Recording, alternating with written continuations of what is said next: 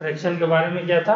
Bending of wave around an object is called diffraction and we observe 4 different observations in bending. First observation is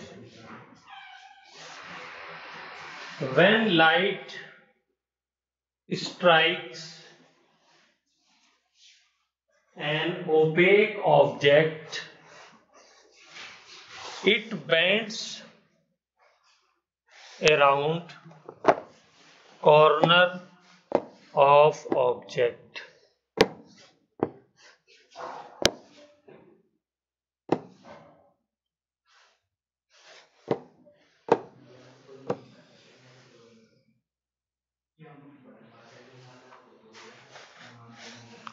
It bends around corner of objects.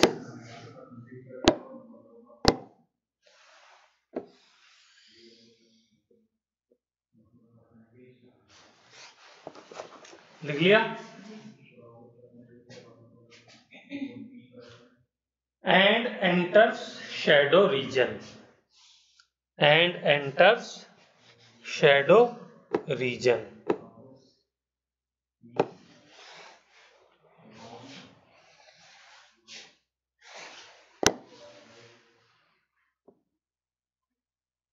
मान लीजिए ये मेरा source है, ठीक है। अब यहां से लाइट आ रही है तो दिमाग क्या कहता है कि ये लाइट ऐसे जानी चाहिए सीधी, यहां पर हमको रे की तरह नजर आनी चाहिए, ठीक है। और इधर जो लाइट रे होगी वो सब की सब ओपेक की वजह से रुक जाएगी, ठीक है ना। और इसके ऊपर वाला जो होगा वो इल्यूमिनेटेड वाला होगा, ऊपर वाला पोर्शन, और ये वाला क्या होगा? डार्क पोर्शन होगा, ठीक है। इतना पोर्शन क्या होगा?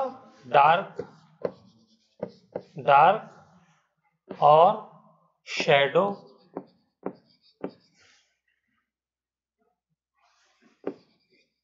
रीजन हो गया है।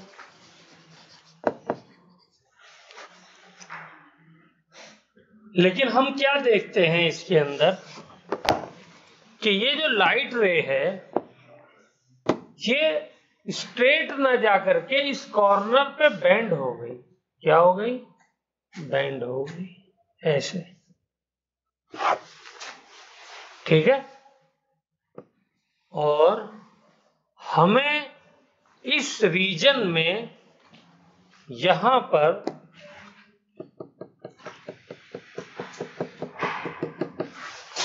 कुछ स्ट्रिप्स नजर आई। कैसी स्ट्रिप्स नजर आई?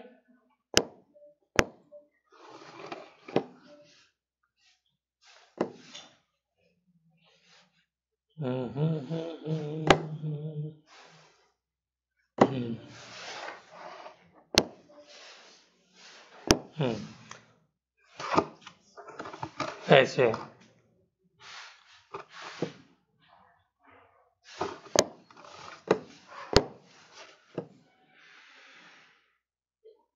ब्राइट, फिर डार्क,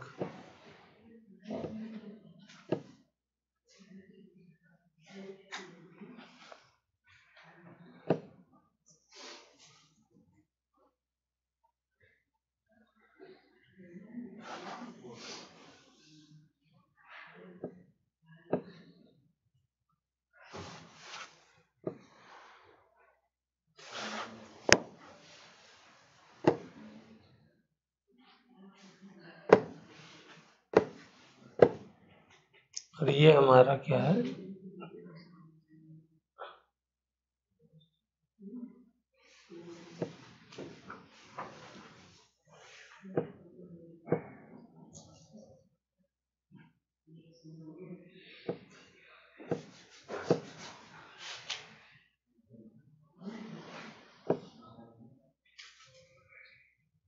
ये डार्क हो गया,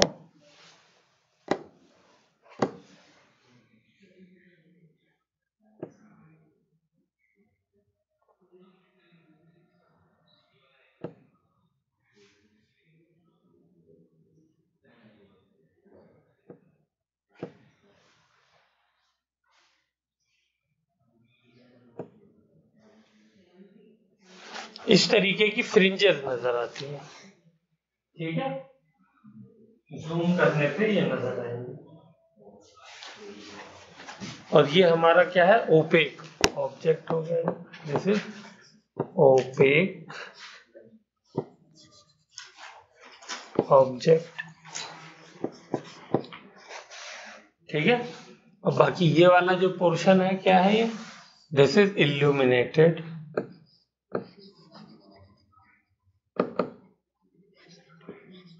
रीजन। ठीक है, और ये इस तरह की यहाँ पे लेकिन कुछ ही फ्रिंजेस नजर आती है। ओके, चलिए देयर दूसरा पॉइंट लिखिए, दूसरी observation.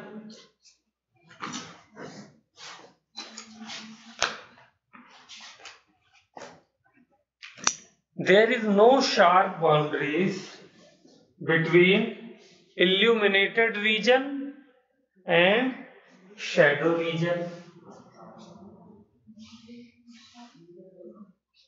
Between illuminated region and shadow region.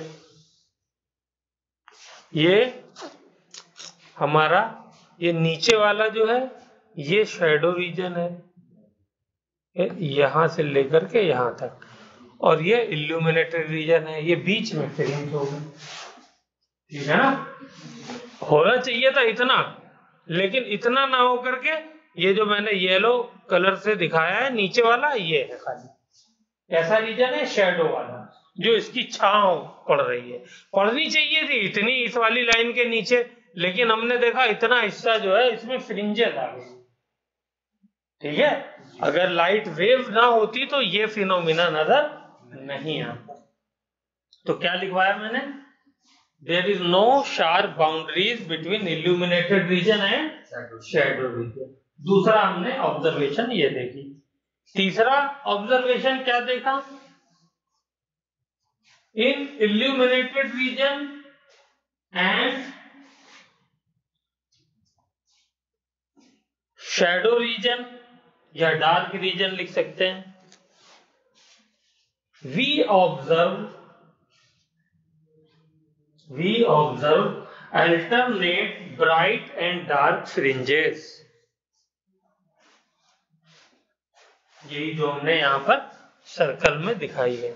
ठीक है,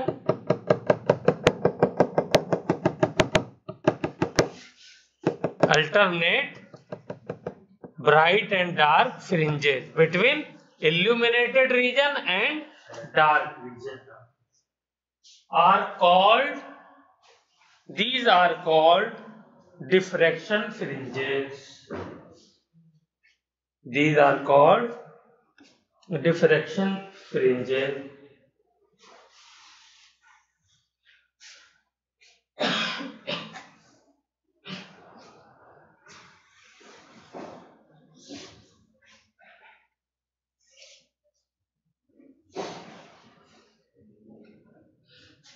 ठीक है,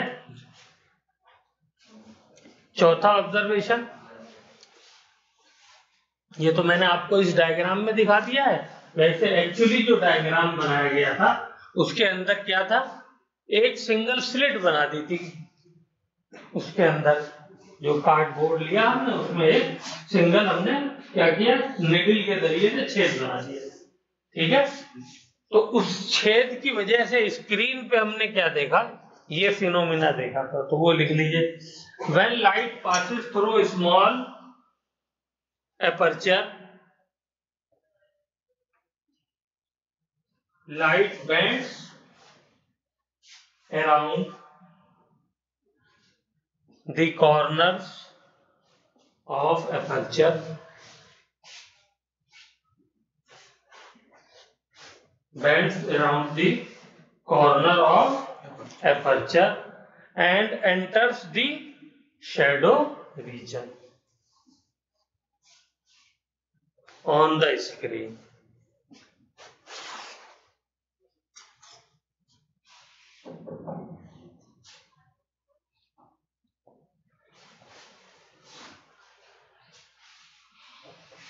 ओके, अच्छा, इसको स्टॉप करना हो तो इस वाले से किया जाए, इससे किया जाए? पॉज करना है, मतलब ये कि पहले अब डायग्राम बना लेंगे तब ऑन करेंगे, इसी से करेंगे। क्या बनाया, एक सोर्स ऑफ लाइट है, उससे लाइट रेज आ रही है, ठीक है। उसके बाद ये कार्ड कोई बोर्ड हमने लगाया, उसमें एक छोटा सा अपर्चर बना दिया। अब हमें क्या लॉजिक क्या कहता है कि लाइट रे सीधी जानी चाहिए थी और सेंटर में इस अपर्चर के बराबर का क्या होना चाहिए था, एक स्पॉट बनना चाहिए था ब्राइट। लेकिन हमने क्या चेक किया, हमने देखा कि वहां पर तो ब्राइट स्पॉट बना ही, और जितना बड़ा अपर्चर है उससे बड़ा बन रहा है। उसके बाद फिर डार्क स्पॉट बन गया, फिर ब्राइट बन गया, फिर डार्क बन गया, फिर ब्राइट बन गया। इस तरीके से कई फ्रिंजेस बन गई हमारी। तो ये जो पैटर्न है और ये जो फिनोमिना है, this phenomena is called differential, ठीक है। इंटरफेरेंस में हमने क्या किया था, दो स्लिट ली थी। इधर देखो, इंटरफेरेंस में क्या किया था, वहां पर दो स्लिट ली थी और यहां पर सिंगल स्लिट है, बस यही फर्क है। वहां पर जिस तरीके से रेज इंटरफियर करती हैं, यहां पे भी करती हैं, लेकिन वहां पे एक जैसी फ्रिंजेस हमको नजर आती है। यहां पर जो फ्रिंजेस हैं उनकी विड्थ अलग अलग होती जाएगी और उनकी इंटेंसिटी भी अलग होती जाएगी, और कुछ देर के बाद क्या हो जाएगा, ऊपर भी नीचे भी क्या नजर आ जाएगा, शेडो भी नजर आ जाएगा। सिर्फ सामने वाला थोड़ा सा हिस्सा ही इल्यूमिनेटेड होगा, और ये थोड़ा सा हिस्सा जो इल्यूमिनेटेड है इसमें फ्रिंजेस नजर आएंगी। इन्हीं फ्रिंजेस को हम क्या कहते हैं, डिफ्रैक्शन फ्रिंजेस कहते हैं। लेकिन ये पैटर्न सिर्फ और सिर्फ क्यों नजर आया, सिंगल स्लिट होने की वजह से, ठीक है। लेकिन ये बिहेवियर भी इस बात को प्रूव करता है कि लाइट जो है वो वेव कैरेक्टर रखती है, लाइट वेव कैरेक्टर रखती है।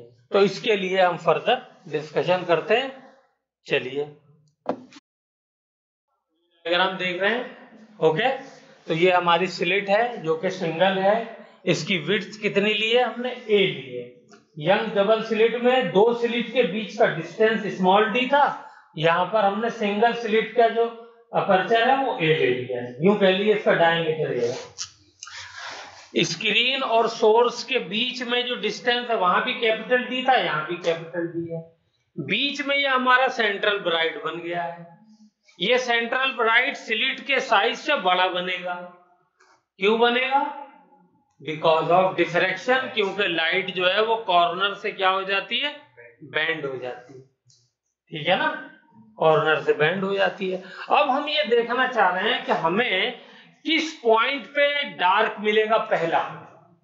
इस बार हम लोग फर्स्ट डार्क निकालना चाह रहे हैं, तो फर्स्ट डार्क हमको कहां मिलेगा। तो हम क्या करते हैं उसके लिए, सपोज फर्स्ट डार्क हमको सेंटर से यहां से यहां पर मिलता है।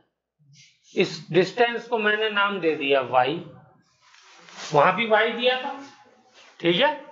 ये वाला एंगल क्या है, थीटा, वहां भी हमने थीटा दिया था। सेंटर से लाइन जो फर्स्ट डार्क को मिला रही है उसको मैंने थीटा कह दिया।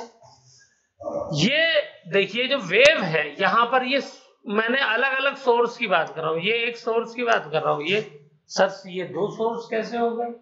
यहाँ तो स्लिट आपने एक ली है, वहां दो ली थी, तो इसलिए दो सोर्स थे। अब यहाँ पे हम लोग हाइगेन प्रिंसिपल का रूल फॉलो करेंगे। अब हाइगेन ने क्या कहा था, याद करिए। हाइगेन ने कहा था कि जो वेव फ्रंट होता है उस वेव फ्रंट पे हर पॉइंट सेकेंडरी डिस्टरबेंस का काम करता है। याद आया। तो ये सारे जो सेकेंडरी डिस्टरबेंस हैं ये क्या कर रहे थे, सेकेंडरी वेवलेट निकाल रहे थे, जो हमने आर्क बना करके नई वेव बनाई थी। तो इसके ये करोड़ों सोर्स हैं यहाँ पे। अभी तो मैंने सिर्फ दो सोर्स की बात की है, आगे 100-200 की बात कर लूंगा, बस इससे काम चल जाएगा हमारा। तो ये वाला सोर्स ऊपर वाला और ये वाला सोर्स नीचे वाला, इसको मैं येलो कलर से बना देता हूं, ठीक है। इस सोर्स से लाइट गई यहां पर सपोज, और यहां पे बन रहा है ब्लैक, क्या डार्क फ्रिंज बन रही है। तो इन दोनों के अंदर पाथ डिफरेंस क्या हो जाएगा, वेरी सिंपल, पाथ डिफरेंस हमने निकाला था, इसके ऊपर मैंने परपेंडिकुलर ड्रॉ कर दिया था, तो ये परपेंडिकुलर हो गया। इस परपेंडिकुलर को मैं ऐसा करता हूँ, थोड़ा सा मोटा कर देता हूँ ताकि क्लैरिटी आ जाए। तो ये रहा, चलिए मोटा कर दिया। तो ये मेरा क्या हो जाएगा, ये इतना पार्ट, क्या नाम दिया था इसको, डेल्टा एक्स, और ये डेल्टा एक्स क्या था, पाथ डिफरेंस। पाथ डिफरेंस था, और ये पाथ डिफरेंस किसके बराबर आया था, डी साइन थीटा के बराबर आया था। सब वहां पे कैलकुलेट किया था, सब डायग्राम वायग्राम बना करके बताया था। तो यहाँ पर क्या आ जाएगा, ए साइन थीटा आ जाएगा, क्योंकि वहां पे डी डिस्टेंस था दो सोर्स के बीच में, यहाँ पर ए है, तो मैं यहाँ पे क्या लिख सकता हूँ, ए साइन थीटा। यहां तक मेरी बात क्लियर हो गई तो बताइए, पक्का।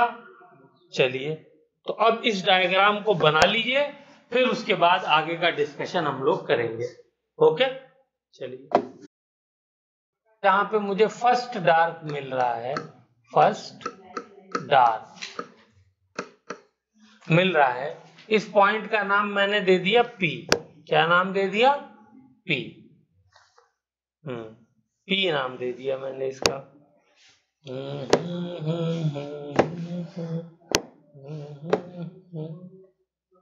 इसका नाम मैंने दे दिया P,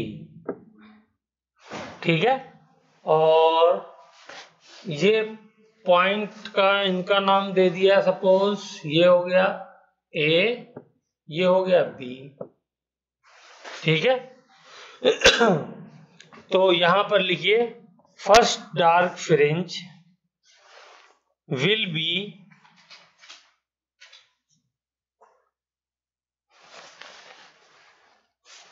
first dark fringe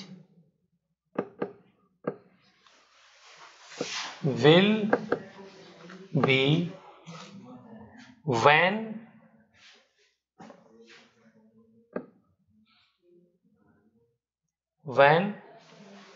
क्या है, BP minus AP should be equal to क्या होना चाहिए, लैम्डा बाय 2 या लैम्डा बाय 2। लेकिन यहाँ पे लैम्डा बाय 2 नहीं, यहाँ लैम्डा आएगा, ये ट्विस्ट है। वहां पर क्या था, वहां लैम्डा बाय 2 था, फिर 3 लैम्डा बाय 2, फिर 5 लैम्डा बाय 2, यहां पे लैम्डा है, ठीक है।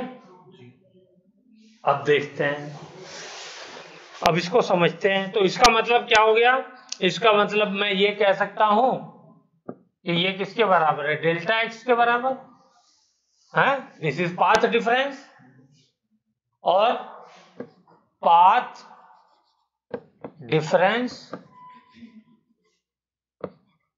Is equal to delta x, and this is equal to किसके बराबर है, ए साइन थीटा। तो यहां से ए साइन थीटा किसके बराबर हो गया, a sine theta is equal to lambda. तो sine theta is equal to किसके बराबर हो गया, लैम्डा बाई ए। बोलो यहां तक कोई प्रॉब्लम, बिकॉज थीटा इज क्या है, वेरी स्मॉल,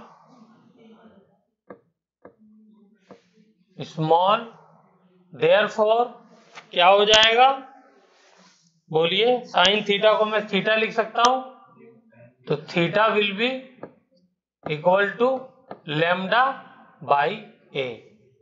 ये हो गई फर्स्ट डार्क फ्रिंज।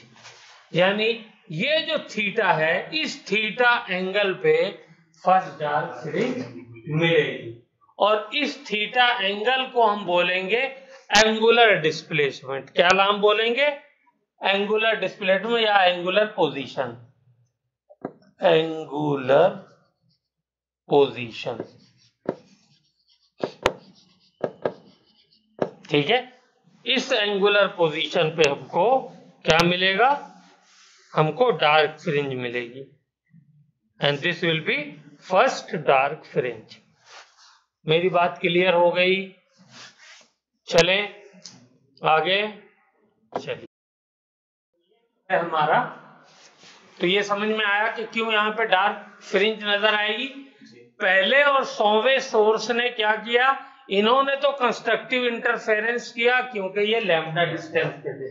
उसके अलावा जितने भी सोर्सेज हैं, सेकंड वाला और 51 वाला, थर्ड वाला, 52 वाला, ये सब कितने डिस्टेंस पे हैं, ये सब के सब लैम्डा बाई 2 डिस्टेंस पे हैं।